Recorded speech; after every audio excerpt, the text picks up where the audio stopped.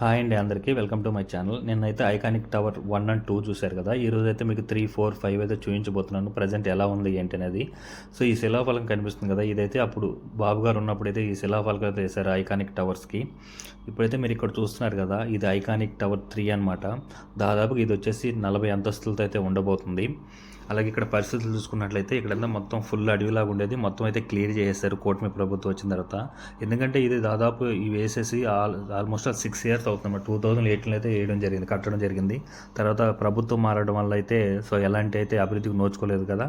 So 6 years కూడా చాలా strong అయితే ఉందన్నమాట. ఇప్పుడైతే మొత్తం ఇక్కడంతా నీట్గా జంగ్లీ క్రియేషన్స్ అయితే నీట్గా చేశారు. ఇక్కడ మనం ఇప్పుడు చూసుకున్నట్లయితే ఇది ఐకానిక్ టవర్ 4 అనమాట. ఇది కూడా దాదాపు 40 అంతస్తులతో అయితే ఉండబోతుంది. చూడండి ఇదంతా ఎంత స్ట్రాంగ్గా ఉందో చూడండి. ఆ పిల్లర్స్ 2018 వేసిన పిల్లర్స్ ఆల్మోస్ట్ 6 ఇయర్స్కి ఎలాంటి అభివృద్ధి లేకపోయినా కూడా చాలా స్ట్రాంగ్ అయితే ఉందన్నమాట. పిల్లర్స్ చూస్తున్నారు కదా ఎంత స్ట్రాంగ్గా ఉందో. ఇక్కడ కూడా వాటర్ లెవెల్స్ ఒక మాదిరిగానే ఉంది. ఇది కూడా మ్యాక్సిమం 10 to 15 డేస్లో క్లియర్ అయిపోతున్నాయి. ఎందుకంటే మన మోడీ గారు రేపు అయితే రాబోతున్నారు కదా, ఆయన అయితే పలు అభివృద్ధి కార్యక్రమాలకు అయితే శ్రీకారం చుట్టబోతున్నారు. సో అప్పుడైతే మొత్తం ఇదైతే క్లియర్ అయితే చేస్తారనమాట.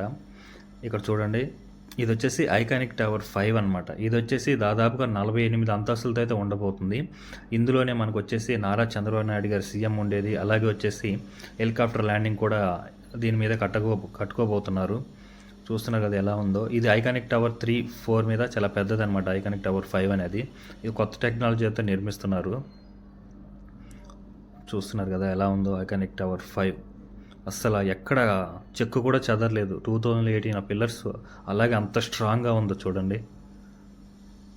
ఇదైతే మనకి వాటర్ బయటికి పంపించడానికి అయితే రెడీ చేసుకున్నారనమాట. ఆల్మోస్ట్ చాలా వరకు అయితే వాటర్ అయితే బయటికి పంపించేశారు.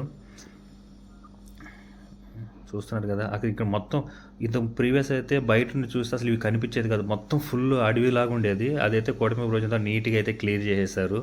సో ఈ వీడియో మీకు నచ్చినట్టయితే లైక్ చేయండి, షేర్ చేయండి, అలాగే సబ్స్క్రైబ్ చేసుకోవడం మాత్రం మర్చిపోకండి.